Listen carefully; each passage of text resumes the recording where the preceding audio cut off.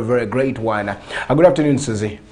Good afternoon, Owen, and good afternoon, viewer. You're most welcome. We're always here in the house, Monday to Saturday. A full house it is.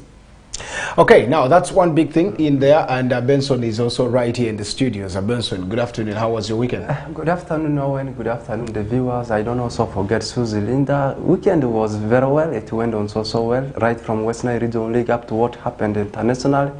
Like you have just communicated, the weekend was actually designed international by the game between Manchester United and Liverpool. And what happened over the West Nile Regional League was in Moyo Teletele Stadium, the unbeaten record of Kotsi coming to an end. But West Nile Television, the soccer pundits, the cameramen rather, plus the rest, we are all at Koboko Municipality, particularly at St. Charles in Luanga Secondary School football playing ground. We'll be discussing about that. Otherwise, so many things happened over the weekend. All right, a very big one that probably came right from, that is the West Nile Regional League. And how does it feel doing commentary anyway?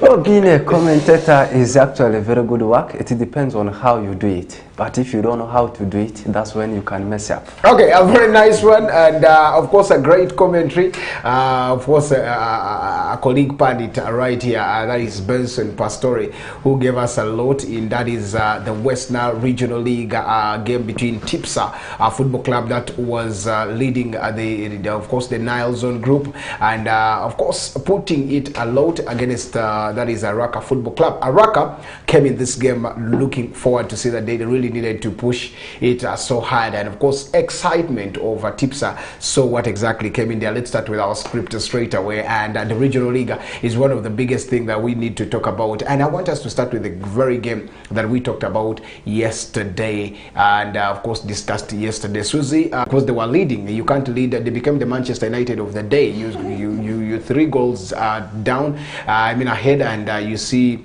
the opponent team equalizing, or almost even getting a winning goal, because if otherwise the minutes were to be extended, you would see maybe the team of Raka winning that game in there. So what were the challenges, what were the positivities in that game you saw? First of all, Araka went in, by the way, with some little fear factor, knowing that Tipsha was a better side. Tipsha, of course, was the table toppers and all that. But then there is some courage that actually I think Araka went in with to play Tipsha, knowing that they are visitors, Tipsha is home. And they both knew that they both had the 12-man squad. Everyone had its fans, and I think that was one big confidence that Araka had in that game. And then going in with a fear factor, but then getting a first goal in only 2 minutes, I think added in some little bit of, a lot of morale to there is a team Araka. And I literally saw that in the first few minutes where Araka got in that goal, Araka pressed, by the way, Tipsha so much in that by the 12th minute when now Tipsha came in with that equalizer that Araka had taken in on an early lead. That's when now the game took its toll. That's when we started realizing that everyone was already in the game and all that. But initially, before the game started, you'd basically see that one side was a little bit, one side was fearing the other. Which was literally Araka fearing Tipsha, but then they went in and knew this was a tough side, and Araka wanted a draw. But Tipsha knew this was an obvious win that they would take. Tipsha went in with excitement.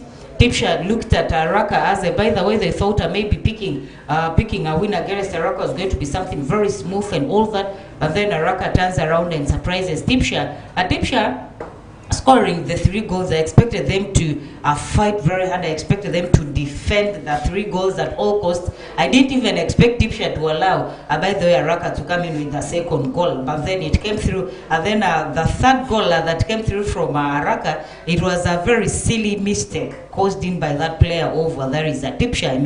To me, that was very intentional, and it costed them. That is that. Okay, a very big game that was, and probably you would see, for me, I call it excitement that killed the Tipsa Football Club, because the boys played very well. They had everything to put in there. They got an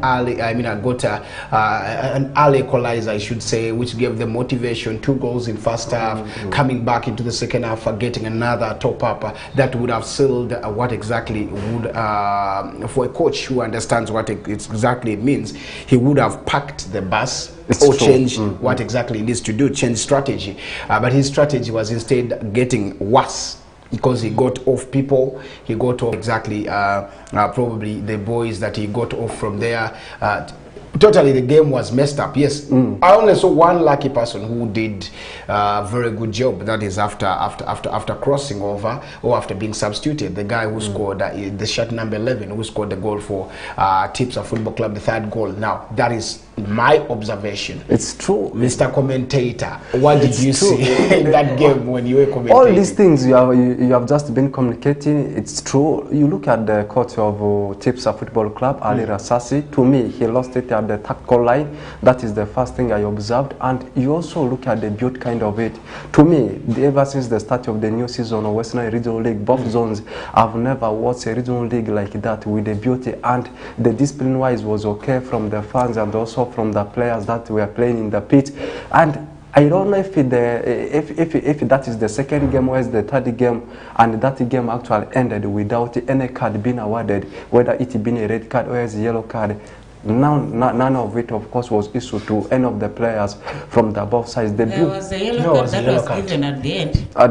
Because of that. Because of where the penalty came through. Okay, maybe I don't see that one. Otherwise, discipline-wise, the game was okay from the fans and also from the players that played the game. And going to the tackle part of the game, you see, Tipsa before the game was the team that is resting on top of the log with 14 points.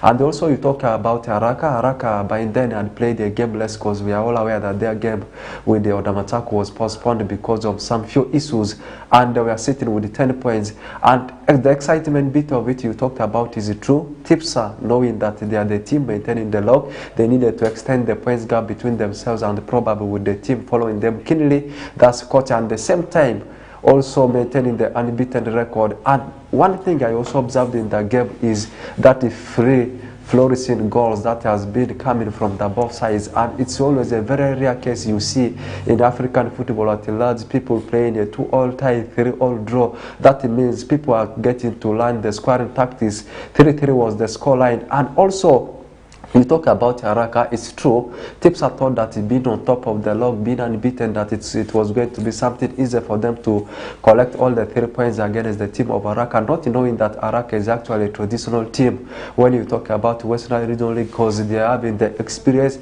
they know how to kill the game when it is coming to the closing edges. That's why in the last 15 to 10 minutes that we are actually the side overlapping so much, and normally we judge everything at the end of the 90 minutes, still written in the 97th minute, we saw the equalizer coming through the penalty. And it's true, the yellow card might have been awarded by that time, because we saw how the defender caught the ball. It was very, very intentional. So it was a kind of a beautiful game full of beauty, total passing football. So the beauty was there. Yes, as I talk right now, it's ongoing. What is called the Champions League draws. So for United, you're not there, so it's even not useful maybe for you to watch the draws.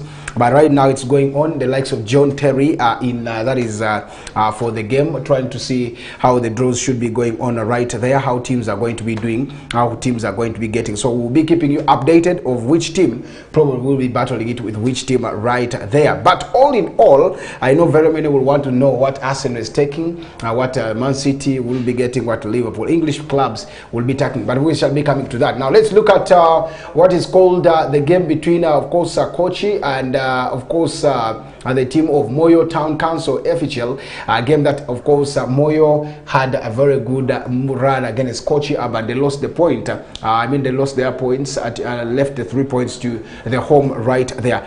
Bad one for them, otherwise they would be also battling it up on the apex.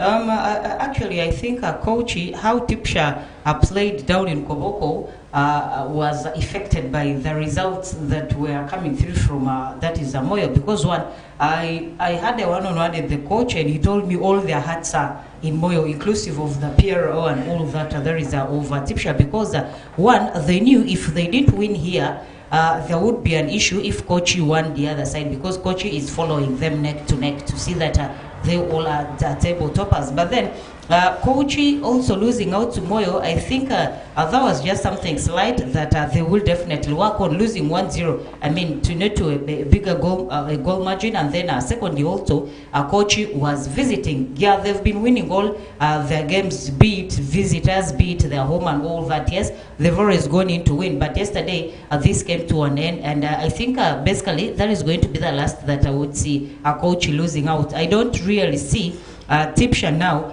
maintaining the table, being on top with the kind of football that they displayed yesterday. If they are not very careful, coach will go up there in the second round when the league resumes. And when Tipsha allows a coach to go up there, trust me, it would be very hard it would be very hard to displace there is a coach. Coach losing out to Moyo, I think they didn't also expect. One thing is that they went with pride, I would say, just like Tipsha.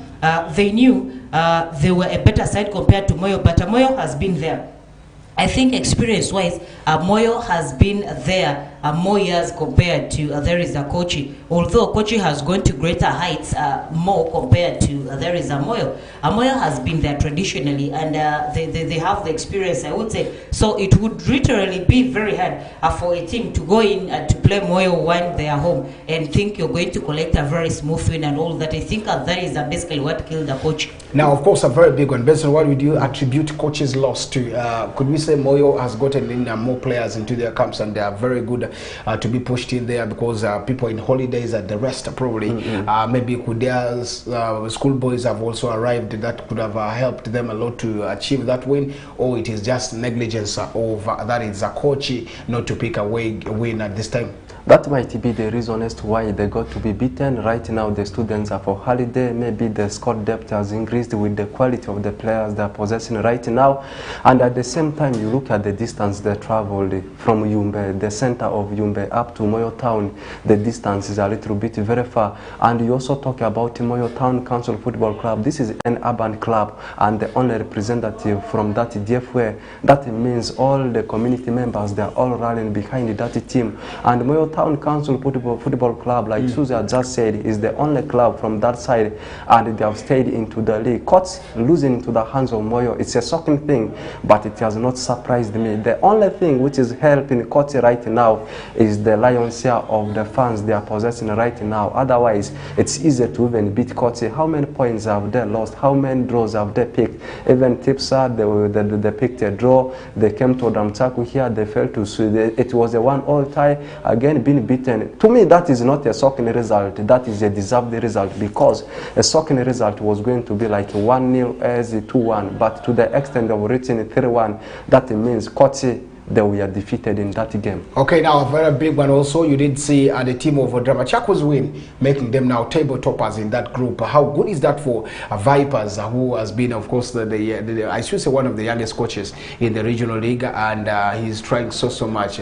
He loves calling himself Viper. But very many call him Lolo right there. Former player of course, different clubs here, including even Koboko Rising. But of course, this time around, Odramchaku sits on table. Looking at this, are we seeing this group more competitive than the Nyagaki zone? Odramchaku, yes, Odramchaku has always been there, but and then I would attribute Odramchaku to the Spurs of English Premier League. Odramchaku, yes, they always press so hard. They give people hopes, they give people morale, and then they even sometimes cross to the top of the table, like how they're doing it right now. But they fail to maintain that position at a certain time. So Odramchaku literally being there, yes, it's quite a plus for them, and it would be an added advantage. It would be a good one to the CVs of both the coach, the players, and even the fans as well. Then trust me, maintaining that position, it's not for Odramchaku, no. Do you agree with that? No.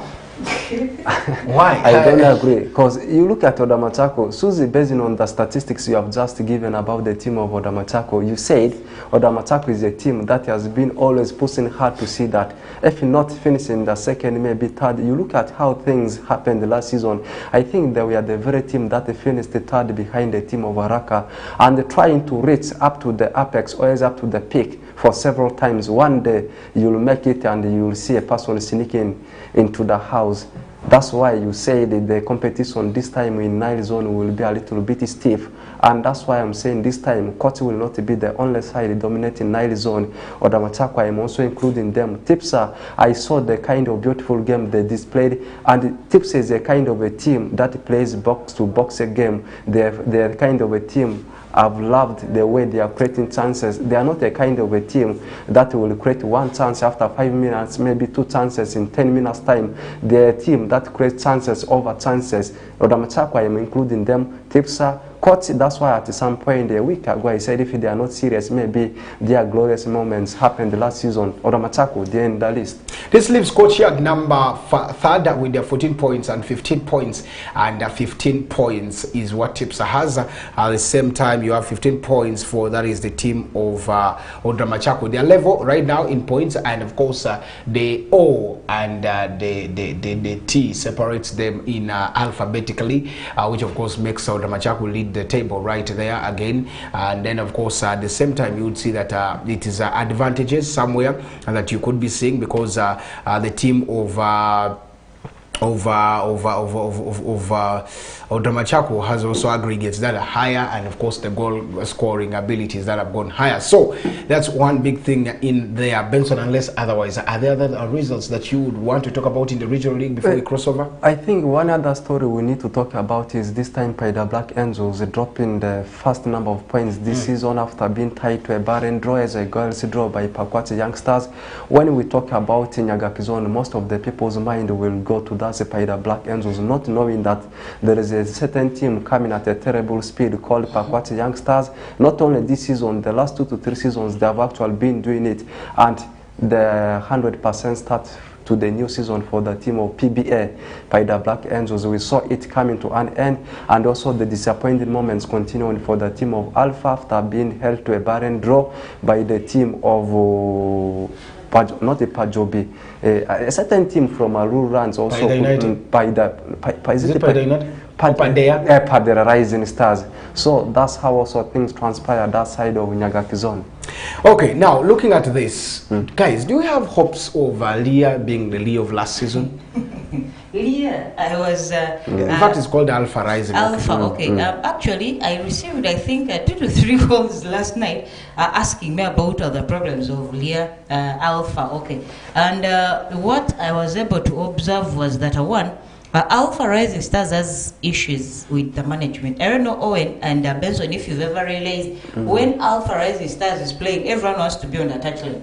You get around 4 or 5 people on the touchline. The coach, the CEO, the PR, all the who. The ones who put money in it. Everyone wants you to put your small money, you feel it's okay.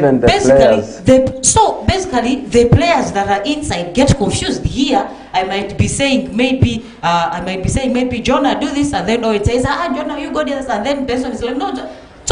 Then if you don't do, if I'm the one putting the money, you're not doing today, you have no money, you are... So, I think basically to me, that is where the problem of Alpha Rising Stars is. And one, they thought their problem was who? Was Adiga.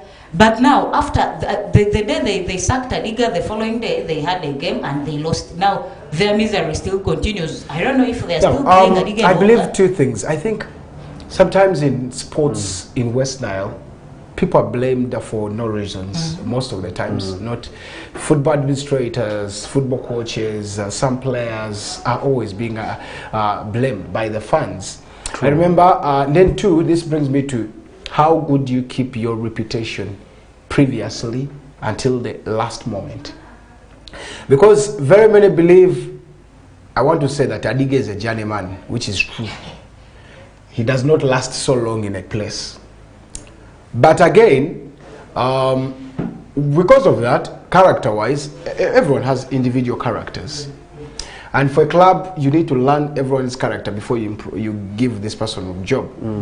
If I'm good at what I'm doing right now, but I have my off this camera characters, as managers, as a manager, or as the club owners, or as any other company, you need to know my external, maybe it shouldn't attribute to the work I'm doing for West Nile Television. I should be doing something that is going to, if it's not something that is going to, let's say, tarnish the name or the brand West Nile Television, then why should you, just because of what sometimes one or two things that happened, why should you put it like that? People are meant to change. Trust me, Adiga is a good coach in West Nile right now as I talk, one of the coaches that you can rely. He has groomed very many players. He has come up with very many players.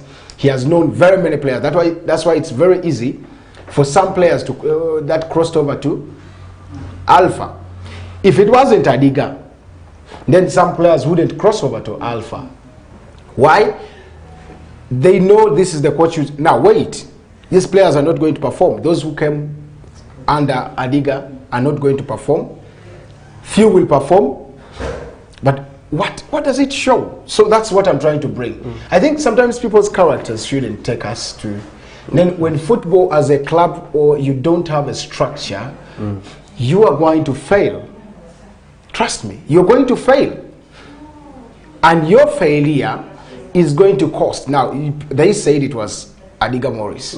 They lost this immediate game. Was that Adiga Morris? No. The next game, they have played maybe a draw. Was that Adiga Morris? No. I want to say this on camera. Alpha Rising Star, the way I'm seeing, this season is not their season. They were called the Money Banks, I remember, in the regional league. The Arab Money, I don't know which Arab came there. But still, and yet Alpha has advantage. They are the border, that's the only team that is there. They can have their derby only with the Odramachaku, maybe the border derby. But Odramachaku has been here for several times. Alpha, you've gotten a team that you need to put so big. Like, this is it. So, Alpha, you've bought, I mean, as the people of Leah bought Alpha, and I thought this is now the time they're going to be pushing to make sure that they qualify. The first round they failed. They came with a lot of vigor, and that's the challenge when there's always money.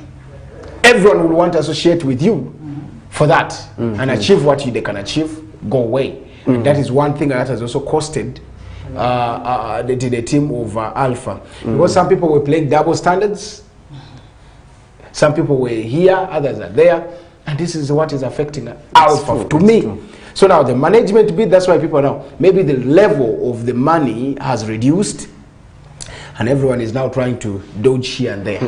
I don't know, but that's one thing I would say. And by the way, another mistake that is affecting another team in regional league is Nebi Central. We shouldn't be surprised if we will be receiving there is Olema Hamza back to Arua very soon, because he also lost yesterday's game, I believe. He also lost yesterday's game, and if you look at how he lost to there is by the Black Angel, it was also very tricky. I was made to understand that there were around 3-4 lineups that came through. The owners bring in their own lineups with clubs favorites, and then Olema comes up with the lineup of people who come for training and all that. So the whole thing becomes confusing. That's why even when they are playing, you see around 4 or 5 people on the touchline, and at the end of the day, there are no results that come through. And that is one thing that kills clubs also in West Nile. It's true. You can't give 2, 3. Allow the coach to do his work. That's just the same thing someone was asking about recently on Duparaka when Jericho was not a starter. And the question was, why? And the coach says, he came only one day to the game. Why should I start him when other people were training? So if people can take profession serious, I believe that is it. Benson, what do you say? Oh, West Nile culture. You see, most of the Africans believe that for you to succeed in a game of sports, you need money. But we can confirm to you, not only football, sports is not all about you having money. You might be having money, but do you have the right people to manage the club is another thing. Football is not also in the pitch. People think that football is in the pitch. No. You know, there are subsections in game of sports, like we are discussing about the administrative department. And in the administrative department, there are some sub-departments, like Susie talked about the lineups that we are given, around the 2 to 3 lineups, of course, we are issued out. And yet, each sub-department has its role to do. PRO has its job. You talk about the doctor has his or her job. You talk about the main manager or is the main head coach. So these things, for you to succeed, you need to make a very good combination. And at the end, what matters most in a club is that a collective spirited effort everyone possesses at the club. And most of the clubs, they are lacking this. But we are praying that at the end, whereas in the future, things will get to be solved amicable. But future is not tomorrow, future starts right now. That's what I can say about all what we have discussed. Now, it's a very big one. I think I just need to say that the clubs need to go away from such acts. Maybe Central. Consistency of losing is there at key these days. And for me, I feel maybe there are some individuals in these clubs that are valued ahead.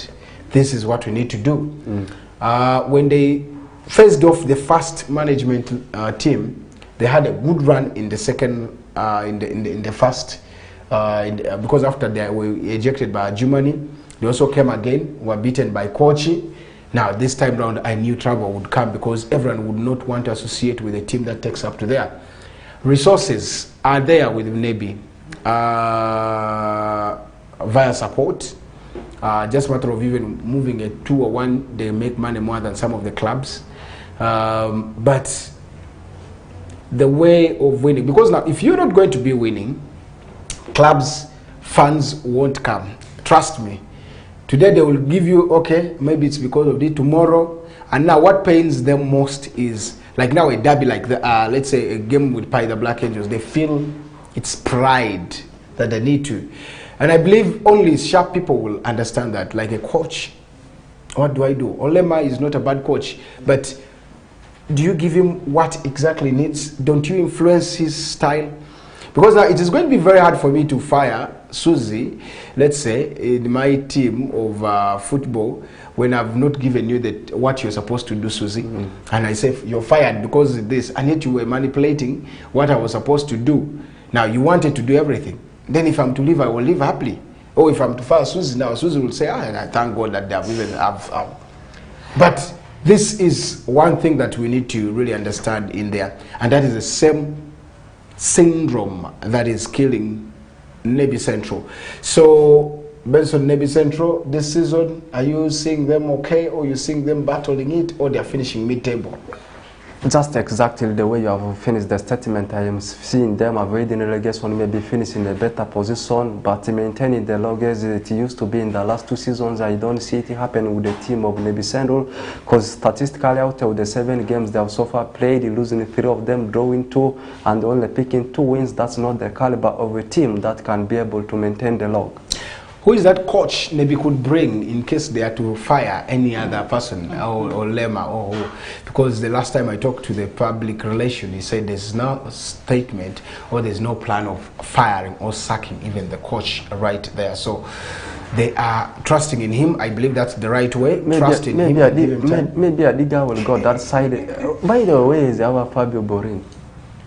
Borin is okay. He's around. He's doing everything possible to see that because the last time we know about him is an Arua Hill coach. There's no statement that has come out from Arua Hill that this coach is not theirs. There's no statement from Arua Hills that has come out saying, or from Borin, that he's not going to be a coach, or he's not a coach at Arua Hill, but he is around. Borin, I think, is comfortable at Arua Hill. Even the game, I think the last home game they played at Paridi, I saw on their page him being thanked and tagged as the head coach. So it brought in some little bit of confusion as well, whether the head coach was